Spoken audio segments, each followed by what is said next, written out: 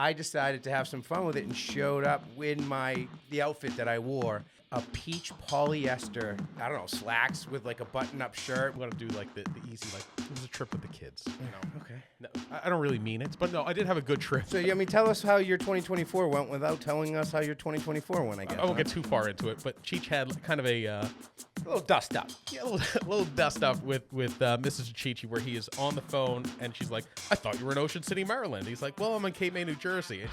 Welcome to another episode of the On the Water podcast. Beautiful. Let's go! Welcome to another episode of the On the Water podcast. I'm Jimmy Fee. Cheech.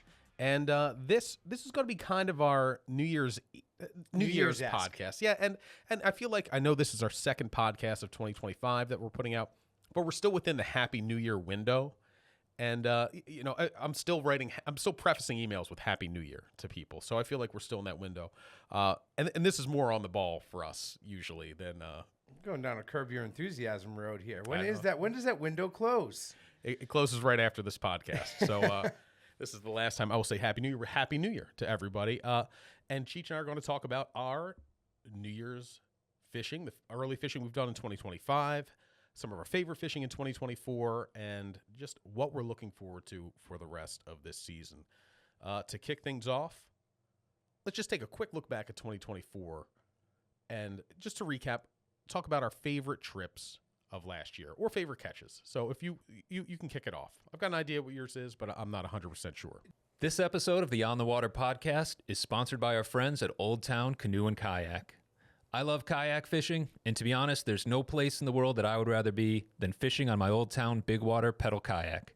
The Old Town Sportsman lineup includes paddle, pedal, and power-driven kayaks in a range of sizes and setups, including Old Town's newest kayak, the ePDL Plus. This is the fishing kayak version of an e-bike. It looks like the regular PDL drive, but it has a lithium battery assist that lets you pedal faster and with less effort. You could choose the level of assistance, or you can even let the battery do all the work and go into cruise control. What I love about fishing from the ePDL Plus is that it greatly expands your options, so you can go further, you can get there faster, and you can explore new waters. As a striper fisherman, it's allowed me to fish outflows in areas with heavy current, the places where stripers feed, and places that I wouldn't have the leg power to fish in a traditional kayak. Old Town kayaks are still manufactured, rigged, and tank tested at the Old Town factory in Maine. Check them out, and I think you'll find that the quality of a Maine-built Old Town kayak can't be beat. Dude, 2024 is going to be a tough year to beat. It was like, I always feel like I fish less and less, which I don't know that that's actually true. It's just because I want to fish every single day that anything under 365 days a year is just not enough, right? So it seemed like every trip that like had planning, not the little like I'm going to go here, take a few casts, but every trip that there was like a date to look forward to. When it sailed, it crushed. Like it was nonstop all season. So I think the best is kind of a coin flip. And one of them was striper fishing Block Island. We actually made these plans after putting a podcast together with Joe Diorio, and I grabbed a date and thought I was the dumbest kid in the world because it was July 3rd, I want to say, and I would be leaving Cape Cod to go on this trip and have to fight back with, July 4th. Yeah, just traffic. sit in Bournebridge traffic right through July 5th. So I booked it, and I invited my best friend, Ed Hood, and my brother, Dave, on that trip. And, honestly, they're probably the two living people I've striper fished the most with because, growing up in Boston Harbor, you only had like 5 or 6, targets in the salt, and stripers were the ones that you just hammered all the time. So we got out there, and there's iconic fishing, meccas that reach that status and that lure for a reason, right? And it was incredible to roll out there and kind of have that unfold. Like it was the best Block Island has to offer for striper fishing, just played out over that full day. I mean, it looked like tuna pushing these schools of massive stripers. So Block Island is, it seems like so many fish, so many big fish go there and spend the summer. They're there from, let's say, late June through September when they start heading south. And these are the biggest of the big stripers. Yep. So many of them don't migrate further north than that. And I mean, they get to Newport, they get to Eastern Connecticut, but like that little triangle, if you were going to make one, that is like the big bass Harrow, triangle. big bass grounds. But the thing with Block Island is you can go there when it's go time, and it can be a slow pick. It can be a little challenging. What we found was surface feeds for acres of giant cow bass that were willing to eat docks, soft plastics. I could have jumped on one's back and thrown it in the boat. See, that's better than like what you can usually expect, because Block Island, I think of, at least in the boat, is you go out there, you're drifting eels, or you're fishing soft plastics. Not much visual. Yeah, it's not too much on top. It's more drifting over deep structure. Now, I've never been out there. That is one that's high up on my list. I really want to get out there and fish it in the surf. Yep. But I've never been there, surf or boat. But I know you and Chris has been out there a few times. This was your first trip. My first trip ever. It's gonna be tough to top. It was the surface feeds were just nonstop all day long. Sometimes you'll catch a piece of the tide and it's like, oh, there's gonna be a surface bite. Keep an eye out. It was like the city dump. It was nuts. And then like below the boat, it was like with all the birds over top. Is that what you mean everywhere, with the city dump? It was. And at first, I honestly thought the first school of pushing fish that we saw were school tuna, because we had heard that there were some that were kind of pushing in. What ended up happening, I learned from both Joe and Rob Taylor, who was not 100 yards from us. A massive pile of bunker rolled in there, and it just set it. It was like dynamite. It just set it off. And so we got to experience an iconic fishing destination showing out the best show that it could possibly put on. It was incredible. I kind of went there with like the hope. You know how I am. I always fly so high going into a trip, and I'm like, basically like manifesting destiny. This is how epic this trip is going to be. Never goes that way. You wanted your 50-pound fish. No, I wanted all of us to get our personal best, which, was going to be tough. I was in the, mid to upper 40s. Dave was low 40s, and Hoodie was like 47, 48. So we all accomplished that. Our biggest, I think, 6 fish were 52, 50, 50, 49, and a couple at 48, and it was incredible. And it was on a cool bite with like the soft plastics on a jig head, the big gravity eels, kind of finessing them out. It was awesome. That looks really cool. I know we've got an episode of On the Waters Angling Adventures coming out where Chris Megan went out with Joe Dior. Yep. I think a couple days after you. They didn't have quite as good a day, but they still had some good fishing. It was a good week and change, I want to say. Okay. Yeah. And they did pretty well. They had some nice fish, but using that technique where they're using long, slender, soft plastics instead of the live eels. And that's really like, I'd like to go out there and catch those big bass anyway, but that way especially there's definitely seems an like art the coolest to it. way. And it was that July 4th weekend. So like I had attended a big party on Cape Cod the night before that was like a 70s theme. So the funniest like kind of side piece of that whole trip was I decided to have some fun with it and showed up in the outfit that I wore, and it was like a peach polyester, I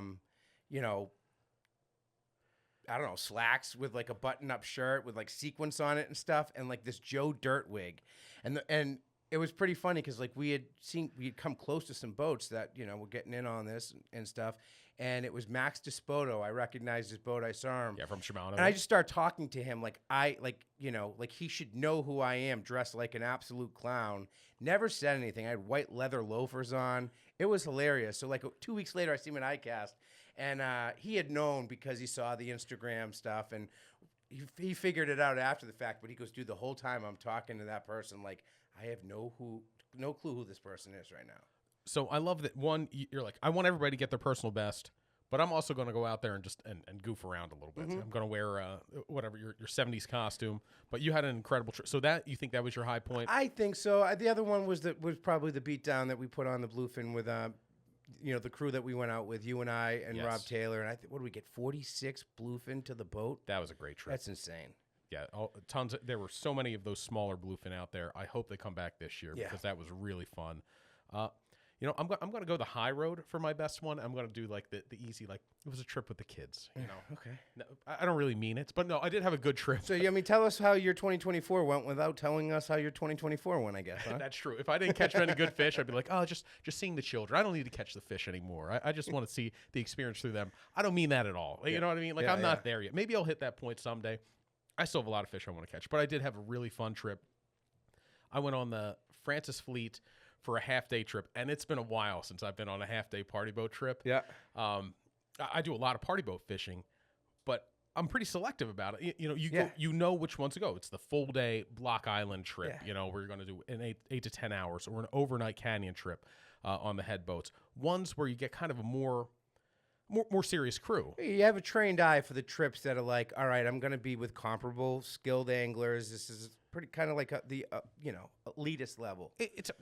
It's not elitist so Well- much as it's like these are the ones that give me the shot of catching a better fish. It's not the tourist, like if I'm visiting Rhode Island and I want to like work fishing into my vacation, ones you here's a have to- half-day trip. The ones you have to plan well in advance to even get on the boat because they're that popular, I should Yeah. say, because the fishing is good and the quality of fish is great. So it'd been a while since I did a half-day trip, and it was great. I mean, that's where I started on head boats. My dad would take me out on the half-day trips, and it was, always a scene. And Yeah. so this was the first time I had Mara out on a half-day trip. I didn't bring Jimmy because I was would've been worried a he'd be climbing the disaster. rails and cannonballing in, and he'd just go nuts. He's 5. Mara was 8 at the time. She's 9 now. And my mom went, too. So I had my mom and my daughter out there. Eileen. And the one they had a great time. Mara especially, like she was so pumped up. She goes back to the dock, and I think there was a birthday party where some of her friends. I heard her going like, "I caught 15 fish," and I'm like running it back through my head. She's counting the sea robin. She's counting I caught 15 fish on this trip. I caught a flounder. She got a couple keeper sea bass. The one thing I should have done differently is, and this is a mistake you would make too.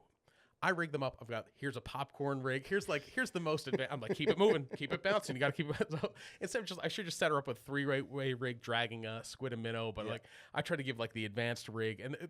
But anyhow, we did fine. That was a really fun trip. That's That was funny. a definite highlight of the summer. Sometimes that does work, and then sometimes it is just like, whoa, what was I thinking? That was dumb. So Nick Cicero from Tsunami, legendary fisherman, great guy. He was a mate on Headboat way back when, and he said what he used to do, he would like find the most attractive woman on the boat. He like set her up. He goes, here's a 12-ounce sinker, big bait. He said, just drag this. And he would like try to help her catch the pool. Yeah. He's got a ton. Nick, if you ever listen to this, please come on the pod. He's got a million stories. So there's an indefinite invite to Nick. But anyhow, Headboat trip with Mara and my mom, definitely like the feel-good highlight of, That's pretty cool. of 2024. What was missing for me this year? Big striped bass. Oh yeah, that definitely. Thank you. But success of like the bullshit trips, Yeah. where you just go kind of spur of the moment. I've got 2 hours on Saturday. None of those. Every year feels like you have one of those that just happens to be an exceptional day. You Yeah. had a couple hours to go and you went and you caught a 6-pound bass or 7-pound bass. Those didn't work out for me this year. I didn't have any like trips that surprised me being good. The ones you said. The ones you planned in advance, the trip with Rob Taylor, your Joe DiOrio trip, the White Marlin trip with Chris, the planned trips went really well. Yeah. But the spur of the moment ones, my impromptu trips, those didn't pay off this year. So hoping for that to shift in 2025. I hear you. Those are always nice surprises. I ended up cracking a code at one of the local places that is just like put out in a big way for those little spur of the moment trips. I just keep going back to the well though, so I'm probably catching the same 5 fish over and over again. I ain't complaining though. But you and me, we both have like young families, and those trips are very important. They make up a big chunk of the Yeah. season when I've got 2 hours here, I've got an hour there. So just to sneak out to the pond or sneak down to the jetty to cast for albies. That's fun stuff though, and like speaking of that place, I took my kids there after showing them pictures of big smallies and big largemouth, and the funniest thing is Adele's wading ahead of me, and she's fishing, she's throwing a jerk bait I think or a jig, and we start to double back, we got skunked, and she goes, "Dad, this place is a scam." I thought that was funny. I'm like, hey, you can't catch all the time. So moving on to 2025, I always do. You always do. We always try to fish on New Year's Day. Yeah. You always have some time to fish on New Year's Day. This year, especially for me, my youngest son was under the weather, so he couldn't go to the New Year's Eve party. I stayed home. We were in bed by 9:30, so I was up at like 6. I'm like, oh man, I'm gonna go out at sunrise. I did. Caught my first fish of the year, which was a beautiful brown trout, and 9 years out of 10 years, it's a freshwater fish. Yeah. You hit one of the ponds around here just because, again, you've got all My the last stuff fish going of the on. year was a couple trout as well. Yeah. And But we had our best ever New Year's Day trip, and this was one where we left. I remember it was a saltwater trip with Captain Willie Hatch out of Falmouth Harbor, and we left at like 3 a.m. Yeah. Like we roll right from the New Year's party Yeah. onto the boat, and that was a cod trip down fishing around Cox's Ledge. Yeah. And it was your buddies put it together. There happened to be an open spot for me, and you called me in on it. But that was probably the best cod fishing I've had. Yeah, I mean, he's the ultimate easy button. I mean, the guy always crushes. He's always on top of it. Doesn't matter if it's inshore or offshore, but like that was a phenomenal trip. I remember catching some really big cod, and it was at a time when like, you know, the Island Current fleet was fishing. All those headboats were out there, and it was kind of like some days were good, some days sucked. But we got right on them and pounded away, and that was a blast. It was a fun crew, too, which makes all the difference in the world. And then I remember one of your New Year's catches. You had come to the pond that I was in the middle of building the house and was staying at my cousin's cottage, and there was a pond like literally like 30 steps from my doorstep that we used to hammer. And I ended up getting skunked, and you ended up catching like a nice fat 6-pound bass on the floating fly. And I don't know what it is about New Year's trips, New Year's fish. You always remember those trips. Like, so I have a question for you, Jim. How do you feel about New Year's? Do you want to go out and set the bar really high? Or do you think it's like, you know, I got skunked, let's get that out of the way? And like, how do you feel about that? I have a narrow target I need to hit. I can't catch a fish on my first cast of the year. That would be devastating. I might just snap all my rods in half if that ever happened. I'm a big believer in the first cast curse. Yeah. And I'm superstitious. I'm pretty superstitious when it comes to fishing. I don't want to catch a fish on my first cast, and I don't want to get skunked. So just give me something. So I usually go for the lowest hanging fruit on New Year's. Like it'll be a trout. They're always there. They're always active. Or pickerel. Like those are the two things that usually get my first fish out of the way on January 1st every year. That year, how I ended up with that 6-pounder, I went to Peters Pond, which is a trout pond here on the Cape. Deep kettle pond here. And blanked, right? I blanked. Yeah. And I'm like, oh, man, what am I going to do? So we went to your pond where, like, at that point, you'd been fishing, and so all your fish had names. Like, you knew you'd been hitting that place every day. You'd eat dinner, go make a few casts. Yeah. Like, you would hammer this little pond near your house. And I went there with the float and fly, which I was like, I still love it. It is not a new tactic, but it's one of those that kind of fell. It fell out of popularity now. You've brought it all the way back. You're known as the float and fly guy. I'm floating fee. But it was really popular. I remember reading about it in Fisherman in like 2001.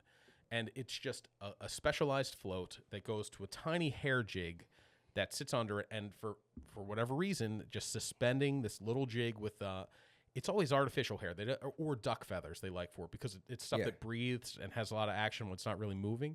And it just sits there in front of the fish. It's a great cold water tactic, and you can catch some big fish on it. Now, I have fed a million of these things to pickerel because they just come over and snip off your 132-ounce jig. Yeah. But that one, it was a really cold January 1st, and the float didn't even go all the way down. It just started kind of walking away. Yeah. And I'm like, ooh, I bet that's something. It set the hook, and I use a really long noodle. It's all aimed at just having a lot of fun in the winter when you want to catch something. So I've got basically it's a long panfish noodle rod, so it bends right down to the cork. And I remember seeing the tail and being, oh my God, like there's no way I'm going to land this thing. But ended up being a 6-pound bass on January 1st. That set off the year on a really great. That was a high note, and I got skunked. No, you caught a perch. I did catch a perch. Because I have the picture. I did. You're right. You're right. I did catch a perch. So I don't know. I actually got skunked on New Year's. I had a chance to sneak out, and I should have went to, hit the trout easy button, but I went looking for some cold water jerkbait bass and totally blanked. So it obviously hasn't hurt too much because since then I've caught a massive pickerel and had a successful trip. We're going to get to that. We're going to get to the why your 2025 fishing season is off to an incredible start.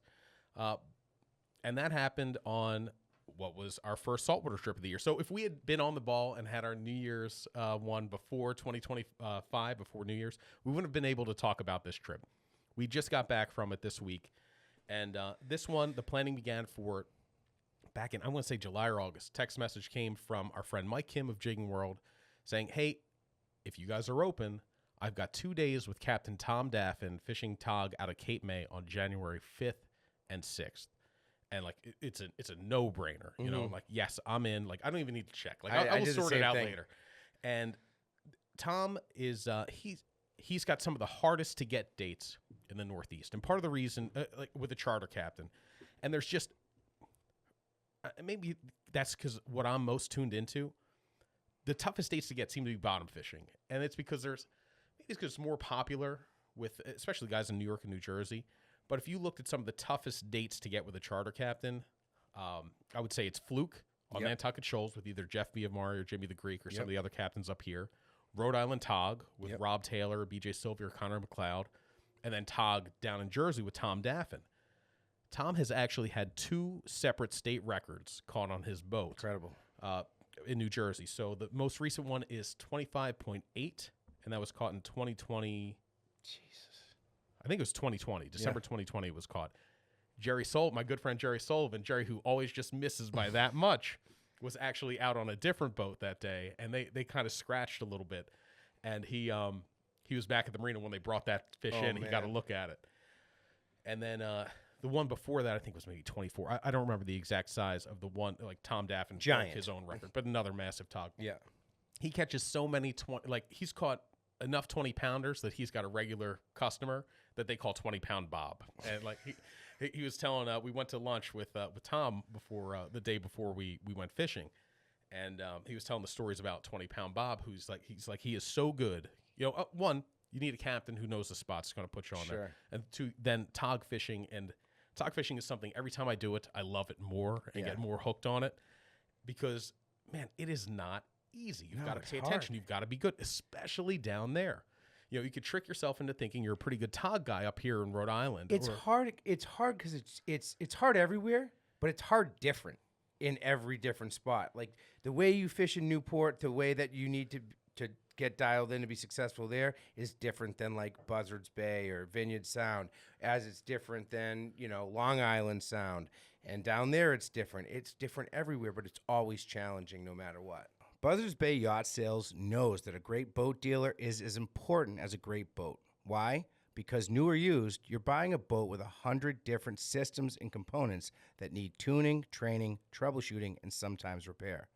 While most boat dealers are your best friend only until the sale is closed, Buzzards Bay Yacht Sales has developed a bulletproof reputation for building long-term relationships with their customers.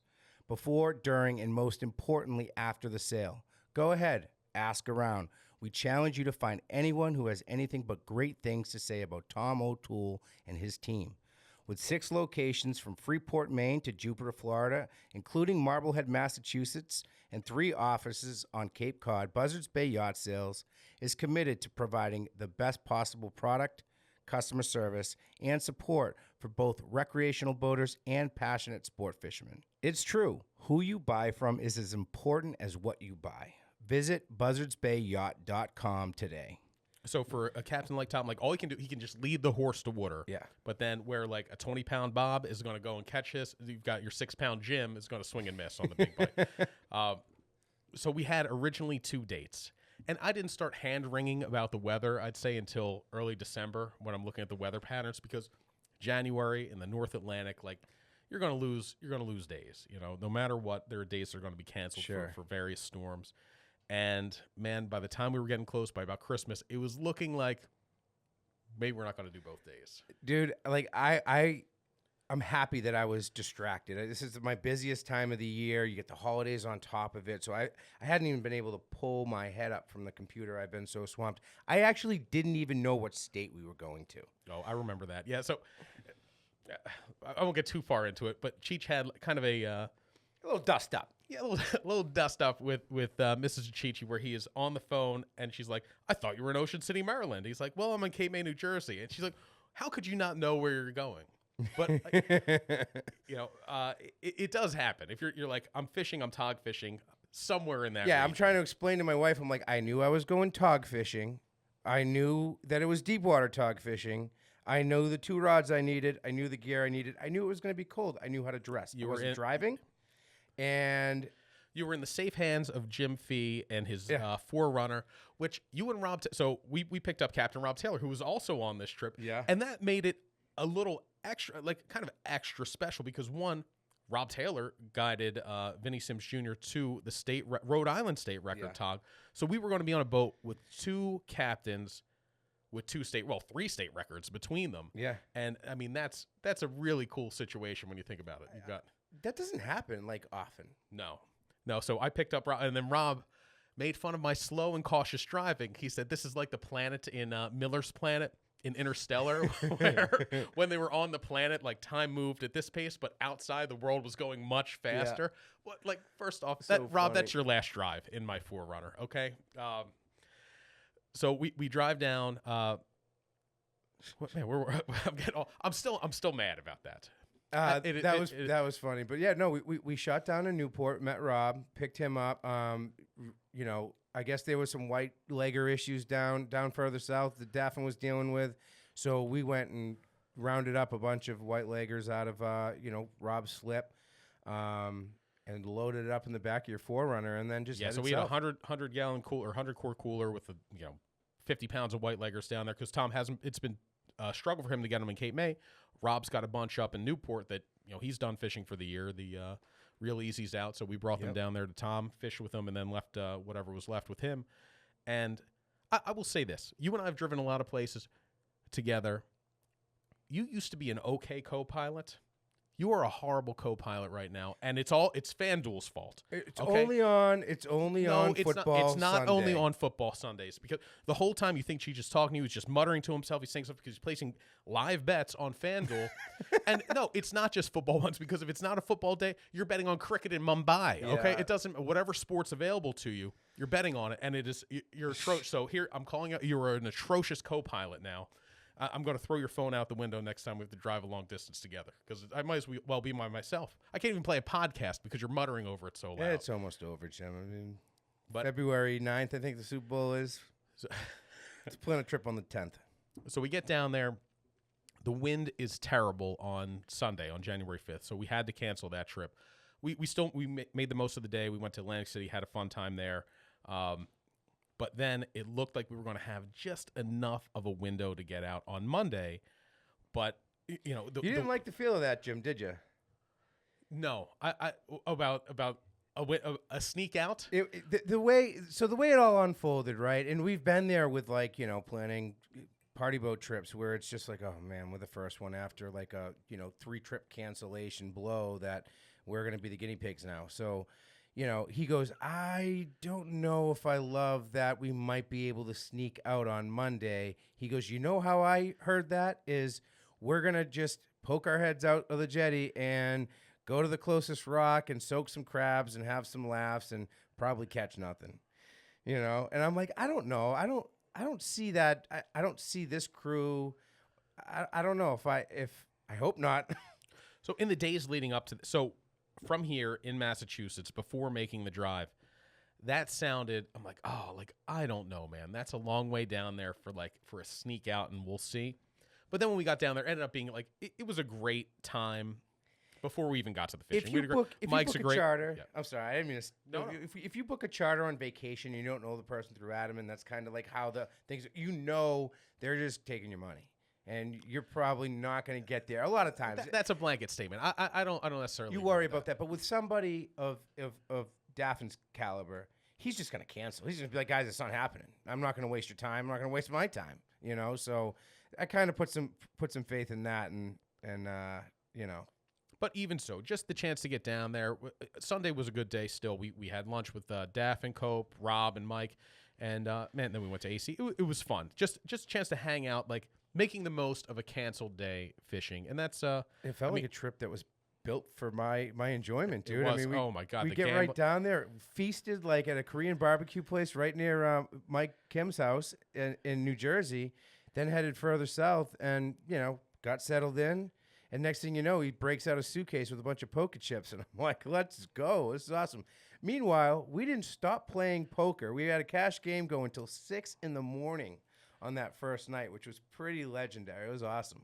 Oh yeah. It was a tailor-built trip for Cheech, with all the gambling, the eating, and then the tog fishing at the end of it.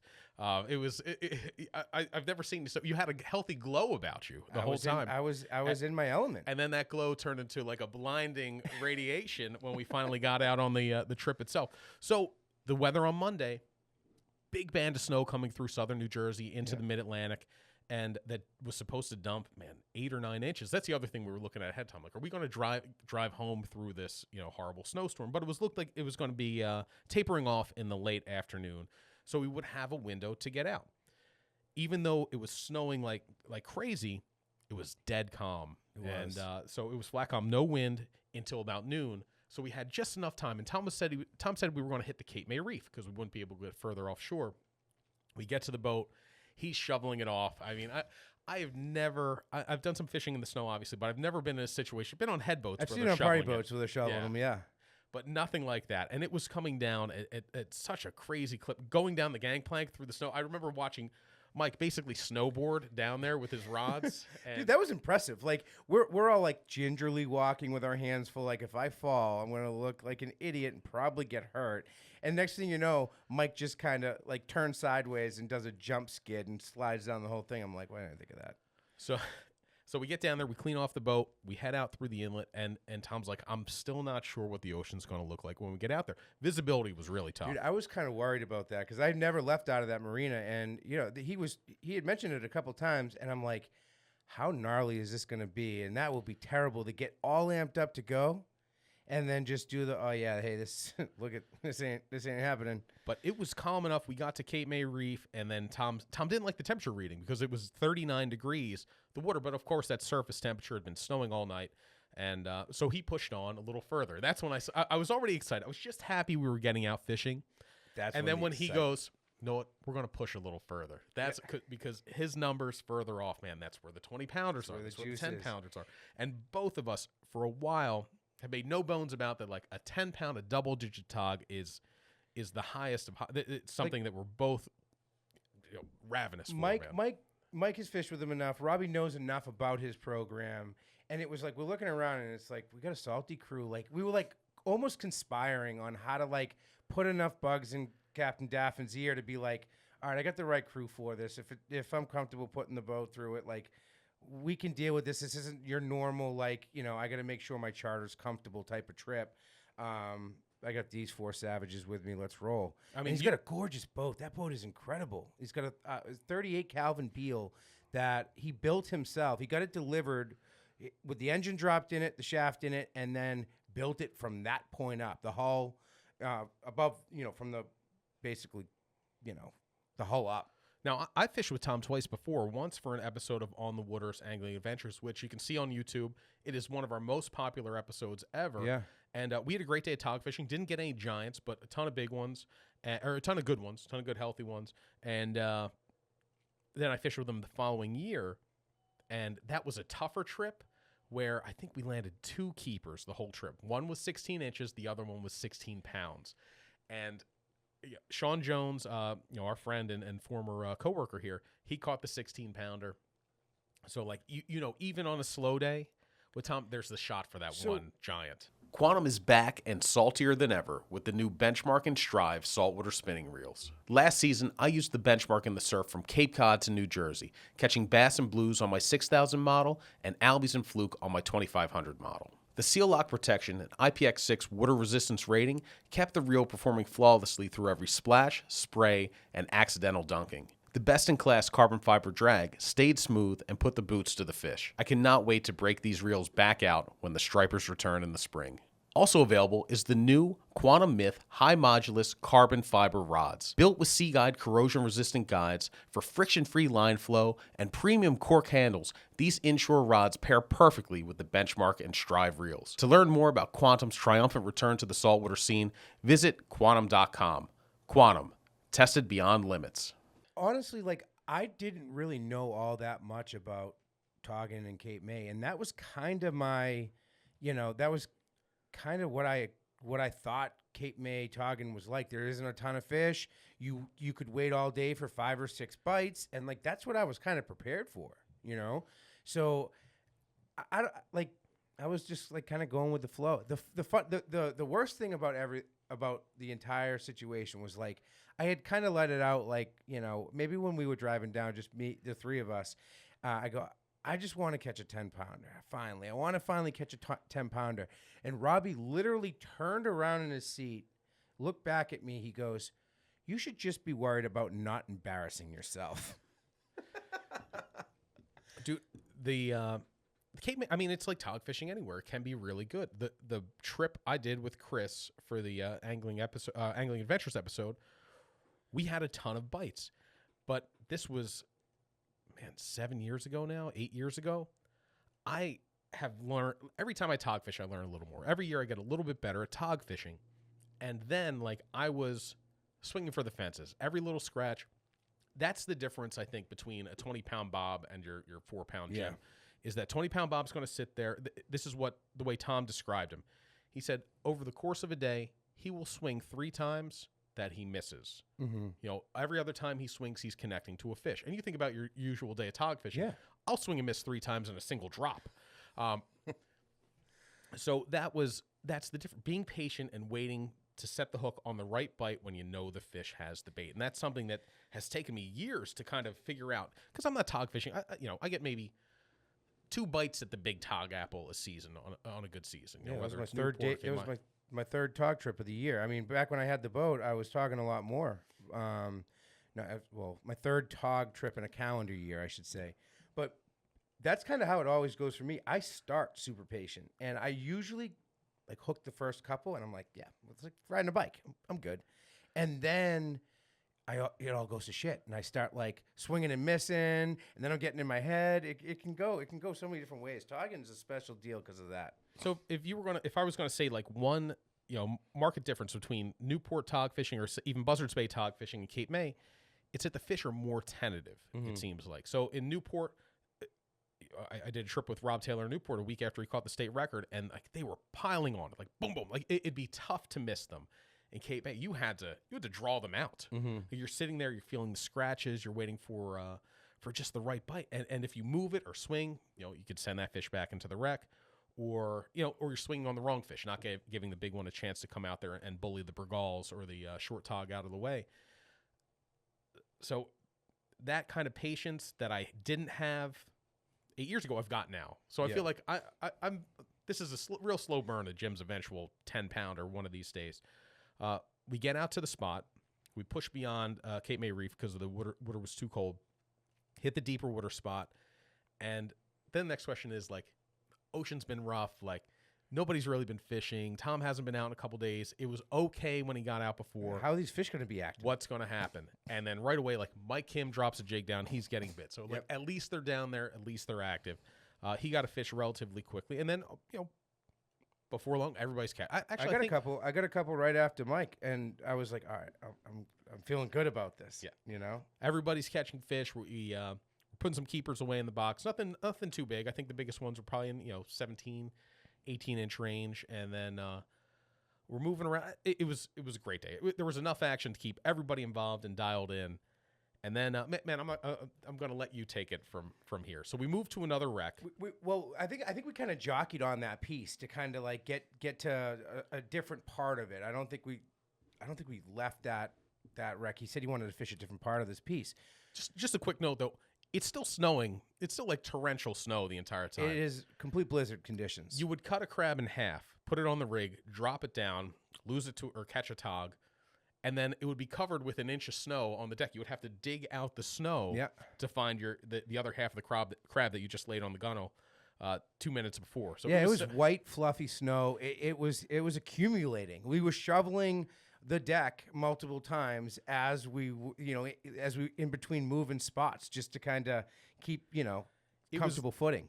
Fish or no fish is one of the coolest days I've had out on the ocean. It was a lonely ocean out there, and one of the really cool parts of the day was we're out there on one wreck and you look at the fish finder and there's that unmistakable big red boomerang bluefin tuna under there, and we're like, oh my god, could you imagine catching a tuna in this? Unbeknownst to us, off Ocean City, Maryland, a couple boats had gotten out. One of them was Joel Bailey. We just posted earlier this month, we posted a picture of him with a bluefin tuna at the dock, 6 inches of snow around it, falling on it. So guys did get out there where there's kind of a bigger concentration of tuna, trolled up some fish in that same snowstorm that we were tog fishing, which is very cool. So cool. I've never seen a picture like that of a tuna with that much fresh snow around it. But anyhow, going back to we Yeah. jockeyed on that wreck. So we move, and you know, at that first spot, I was kind of feeling good about myself. I had caught a couple fish quick. I wasn't swinging and missing a lot. I had the last 3 trips now. I fished with Rob Taylor, which, you know, I've learned a tremendous amount. I don't know if it's all good or if it's just the stuff that pisses him off, but like I was super conscious of that stuff. I didn't want to make a fool of myself, and it was working. Then we move, and it was almost like I don't know what happened. Like I didn't even get scratches. I wasn't getting touched. And I'm like trying to figure it out. And Rob gave me a whole like cherry, he called it. It was a whole crab. I had it snafu'd up perfectly, I thought anyways. I get it down there. I'm like, this thing is going to just get inhaled by my 10-pounder. I can feel it. And, you know, I'm like not even getting touched. So now I start getting a little ADHD and wanting to move. And I'm, you know, Rob's always like, just stay in one spot and work it. Just keep it still, chill. But so I'm like, didn't want to start running all around the boat and dropping, you know, and wasn't even getting a scratch. It was weird. But the way things were set up that day too is there was a pretty good amount of current, and because of that, the boat was laying a certain way where, you know, you think the boat's over the structure. There's no really better spot on the boat to be, but there was. Yeah. You had to be on the starboard side, Yep. up closer to the station there, so you could flip up and then get the bait underneath you. Yep. If you were fishing, I mean, there was like a dead spot on the other side of the boat. We were basically doing a kind of a, you know, little conga line, the little Hatteras conga line, where like somebody would flip a crab, like they would work their way down, let the other person go up, because it's not that there weren't fish there, but you weren't presenting the crab the right way there. So you had to. I started in that rotation, and by the time I got to the far corner, I hadn't gotten touched, and everybody else was getting bites. So I kind of was like, yeah, I'll stick here, and then I want to just see if something happens, and I just chilled. And then Daffin was like, hey, pitch it up ahead of the boat. I did that. Again, not even a touch.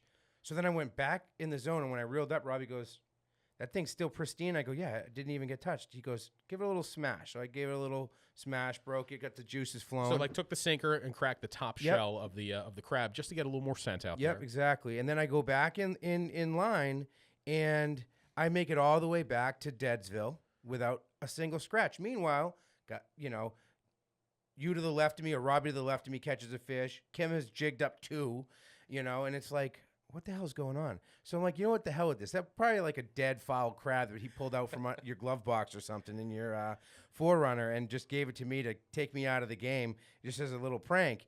So I go back into the well and I pull out the biggest crab that was in there. And that's usually not my pick. I don't know what made me do it, but I did it. Trimmed off the claws. I left like just the little knuckles and snafu'd it up. I cut the crab in half, and it just had, you know, just beautiful full guts in it. I dropped it down, and by the time I took 2 steps to get to the corner, maybe like 10 seconds after my bait actually touched down on the bottom, I felt a little scratch, and then all of a sudden it was almost like a vortex, like caught up in my rig, and I just like lost contact with it. I thought I fell off a piece of the wreck, you know, so I opened my bail a little bit and no line came out. So I like came up tight a little bit, and as I was doing that, I see my line kind of jolt, and then as I got a little bit of tension on it, because I kind of like to fish a slackish line, I felt the second like good thump that I usually swing on, and I just swung, and when I ever felt the head shakes that, you know, responded to me setting the hook, I just went, uh-oh. So I was just, 5 feet away from you, but I happened to be looking in your direction when you set the hook on that. And we've been snagging the wreck occasionally, and that's what it looked like, because you set the hook, and your rod tip stayed right where it was when you lifted the rod. And my first thought was, oh, it's the wreck. And then I saw it jump up and then just start unloading. So like, right at the end of the first drift, I had broke off in the wreck, and I'm like, I look over at the rods, and I'm famous for this. Like, instead of rigging up my own rod again, I'll just be like, whose rod is unattended right now that I can steal? No, I'm aware. So I saw a night ranger, and I knew right away it was Mike's. I said, hey, Mike, you've been fishing a jig this whole time. He had 2 rig rods with him. I go, you mind if I fish this? He goes, yeah, man, have at it. So I put that back down, and I went to reach for my reel handle where my Shimano handle sits on the Night Ranger, and I missed it at first. So as I'm pulling up, I'm like, I better find this handle, because if I hook another giant and get wrecked, because it happened on Taylor's boat in the fall, I'm never gonna live this down. And I panicked. I got it. It was like divine intervention. I started cranking the handle and feeling those head shakes, and I panicked. I was like, I can't screw this up. When you hook a tog, there's like a second, maybe just a half a second buffer zone where you've got to grab the line and keep his head pointed up at least a little bit to not let him get back to the wreck. That's why these guys, I mean, Daffin does not mess around with his tackle. He's using 80-pound test. You know, for a fish that, like, the state record fish he caught is almost a quarter the size of that, but he's using 80-pound test, locking down the drag, and just getting that fish, because he fishes some really sticky structure. And so that's what you want to do. You want to make sure as soon as you set that hook, get a couple cranks, get some line on the reel, make it impossible for that tog to get back into the structure. And even with that, you know, it still happens. They still do. It still happens. I mean, a lot of times there's structure above where you hook that fish that they can catch on the way up. So, like, you know, there's some luck involved. But, like, whenever I'm fishing, when I know I have a chance at, like, a really big tog, I try to, like, you know, get in the frame of mind where it's like, as soon as I make the decision to swing, I have to be turning that handle as I swing, so that I don't even give it that split second, because you just never know what you're going to find yourself attached to. And if you wait, like some people that, you know, are doing it for the first time, they'll set the hook and be like, is that a fish? And they'll pause, and you have no chance at landing that fish. It's going to just crawl into a crevice, and, you know, your best chance is to open the bail and let it hang out for, you know, 20 minutes and hope the thing swims back out. So I didn't want to be in that position, and I don't think I took a breath for the first 30 seconds. And then You were turning blue. Yeah, and then, you know, in the back of my mind, I could hear Robbie's voice from the last fall trip being like, all right, you can calm down now. It's almost to the surface. Take your time with it. So, like, I got it to the point where I'm like, we're fishing, you know, 90 to 100 feet of water, and I'm like, this thing's 30 feet off the bottom now. You know, I don't even think it could make a run. I was locked up on the drag. And I'm like, now I can just kind of enjoy this fight. And I thought it was like a 7 or 8 pounder. Because, you know, when you hook a tog and it's like, I usually fish a lot of really light stuff. And I'm like, oh, damn, this is going to be like a 7 or 8 pounder probably. And it's like a 2 pounder. It's like, these things are awesome. That's why I love them so much, right? So I had no expectations. I knew it was a good fish because of the head shakes. But it wasn't like it was peel and drag, because it couldn't unless it was a tuna. With the way I had my my reel just locked, and when I ever saw the size of it, I just got real quiet. So I managed to, as soon as I saw the rod bend over, I reached into my pocket and started filming. Thank you for that. Just because, you know, I wanted to be there for the moment. I to see if to be able to look back on it. No, you wanted me to lose it and screw it up, and then get everybody's reaction to that, because you love to root for my demise, Jim. I make it seem like I like rooting against you. I like to do better than you a lot. Very competitive. But no, at the end of the day, I want you to succeed. I want to see you catch all the big fish too, just not as big as my fish. But I had the video out, and I remember at one point I handed the phone to Mike because he had a better angle on it. And then he hooked a fish while you're fighting it. So he hands the phone back to me. It's kind of a chaotic video. But I remember getting that first look at it, and all you see is this long streak of white. And once the big ones, especially the big males, have that kind of like cream colored belly that goes from their big, you know, they call them white chins. They've got that big pronounced white chin, streak creamy white down the belly. And that's what I saw down deep. And I'm like, oh man, this is a big fish. Then you swung it toward you were off the stern there, off the stern corner, swung it toward the starboard side. And that's when I saw how broad it was. Yeah. You know, like the distance between the eyes on the thing. And I'm like, oh my God. To me, when I saw the size of its face and its lips, I'm like, this is a different animal than I've ever seen in person, period. And I'm like, that's big. It was big enough to have no idea how big it was. Like I'm seeing them like, is this, did he get a 20 pounder? Cause I don't have a great gauge for, I don't see a tog that size. I was like, what is this thing? Like, and I was just kind of like quiet. But one of the funniest things after, like, you know, rewatching that video, because like I'm trying to pay attention, but there's so much going on around me. Because I think, you know, you got Daffin and Taylor and Mike Kim, who's got a 22-pound tog under Every his person belt. on that boat has a tog over 15 pounds, except you and I, who didn't have one over 10. So like they're all like joking around. The funniest thing was as soon as I hooked that fish, Daffin goes, "Where the f- this kid come from?" Because I had gone cold that entire, at that entire spot. And that was the first fish I hooked after everybody probably hooked 2 or 3. And it was just hilarious. Everyone started laughing. It took a little bit of the edge off. And I just, dude, I was scared to death that I was going to screw it up because I knew it was something, but I didn't know what magnitude. Family owned and operated for over 65 years, AFCO represents unparalleled quality, performance, and reliability when it counts most. From inventing the roller guide to introducing the world's first pair of true fishing shorts, which are some of the most comfortable shorts you'll ever own, by the way. AFCO not only delivers products proven to perform on the water, but are true leaders of conservation as well. Their pledge to protect and conserve has 10% of your AFCO purchases going directly to supporting conservation initiatives.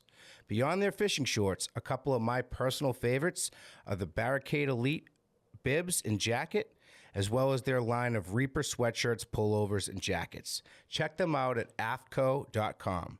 AFCO, any fish, any water. He was pretty docile when he got him to the surface. Tom was able to scoop him in the net, made the net look comedically small. That was the other crazy part. Like when he pulled that net out, it literally looked like Andy Nebreski's plunger with the little steamer net on top of it with that fish over it. I'm like, that's the net?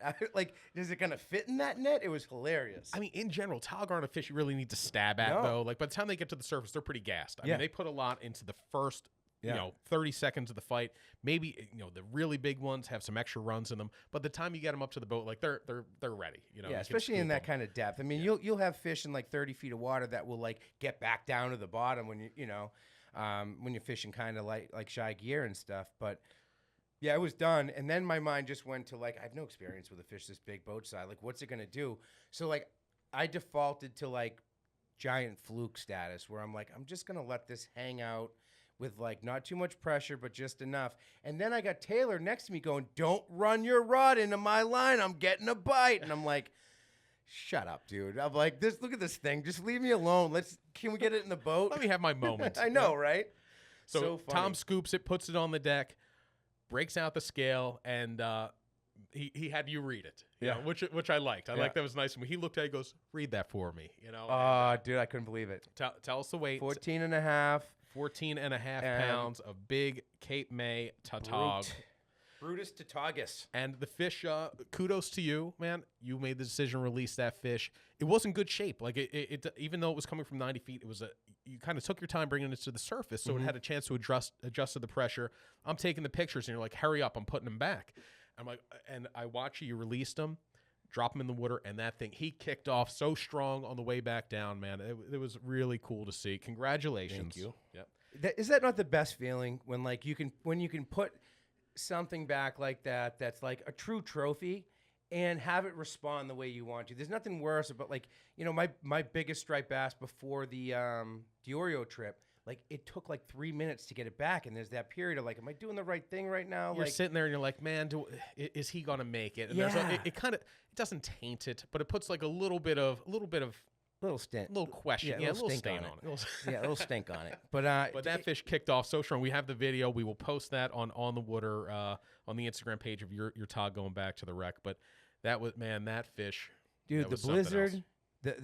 The magnitude of that fish, seeing a fish that I've never seen that big in person, and being the lucky one to have gotten that bite and not screw it up, it's with the blizzard going on and the fun crew that we had, everybody's partying basically from that point on. Everybody on board was happy. We for had it. the turtle box blaring. Daffin was probably like, "Dude, shut this music off." Like it was just all over the map because I didn't think enough to put like a mix together. It was just a smorgasbord of rap and classic rock and country. It was weird. It was great, man. It was great all around.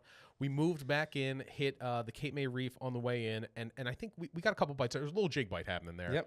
Yep. Got some fish on the jigs there, but that is when you saw that forecasted wind coming up. Changed. And the reason Tom was tentative about it is it was the wind had shifted around, was forecast to be northeast. And even though it looked like enough time, he's like, "Dude, those northeast winds, they always come earlier." Yep. But he said, like, we were lucky. Like, that day it came right when it was supposed to come. And man, it was kicking. Like the snow at that point was sideways. The snow got coating. sideways like within probably a half an hour, not even 20 minutes after I caught my fish. It just kind of turned up a little bit. And I remember Kim looking out of the, out of the cockpit. It's enclosed, and he's like, "You guys are nuts! Like you guys are just built different. I'm cold. He had to go take breaks, Dude, I don't care if I turned into a snowman on that boat. Like I was staying. Once I saw that fish, I'm like, "Where's my 14.6?" You know. No. But it didn't happen for me. I am still. You marooned me on 9 Pound Island. There, you and I were there together for a couple I'm years, sorry to and leave now you I'm behind. still here. But that is one of my, as always, biggest goals of 2025. Get one of those big togs. And one of the things I love about tog fishing is you pick up a little something every trip.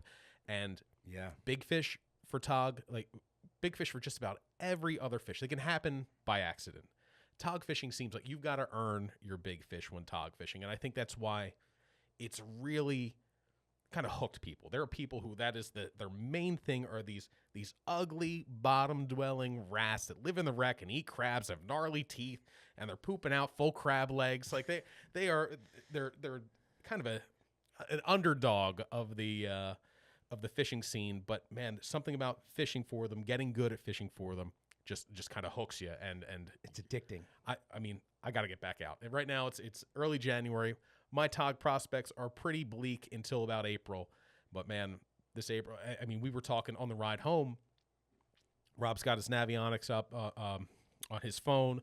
We're looking at little bumps and humps and wrecks in the Buzzards Bay area, an area we can get to with the on the water boats, trying to plan our next tog trip this spring. It'd And be fun to do some prospecting, like deep water prospecting, and like go fish places that people don't really tog fish.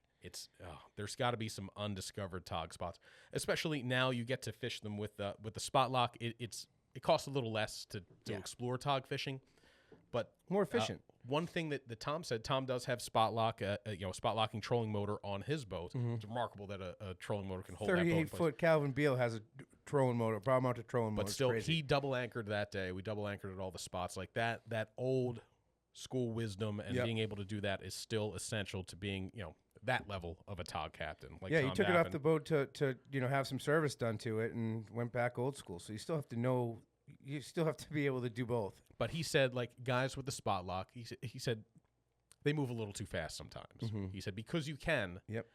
you don't let things play out maybe the way you should. So like 45 minutes would be the minimum you want to give a spot Yeah. before you move to the next one, as opposed to, and you and I are like that. We'd be in this. I feel like we'd be in the on the water Skeeter, which has the spot lock. And we're like, nope, it's not happening here. 5 minutes, we're on to the next one. It's not always our doing.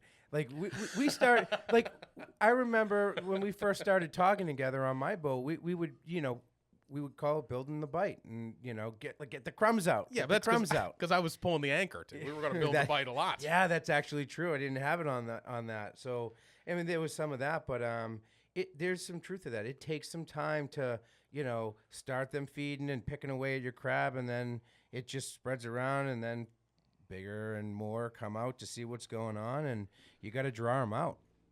But anyhow, I want to say big thanks to Mike Kim inviting us down on that trip and Jigging World using those rods. Absolutely love those rods for tog fishing, for bottom fishing, for tuna fishing. We're big fans of them and big fans of Mike, dude. Thank you so much. Thanks to Captain Tom Daffin for taking us out in the snowstorm. Putting us and over the juice. Rob Taylor for the salty wisdom that he always provides us. You got anything else, man? Yeah, I mean, what else? What are you excited for 2025? Like big trips. Big trips, man.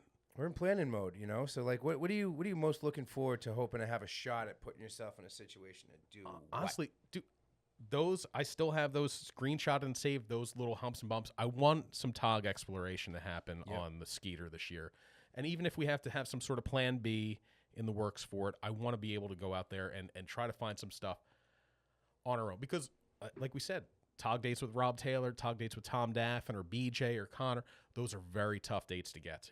I'm hoping I had a tog date with Rob Taylor last year because one of his regulars canceled. He said, hey, if you want to take this date, it's available. If I can get that for next year, I'm absolutely taking it. There's another chance to fish with Tom next winter. Definitely want to take that. But between those, like I said, it's a narrow target. I want to hit this.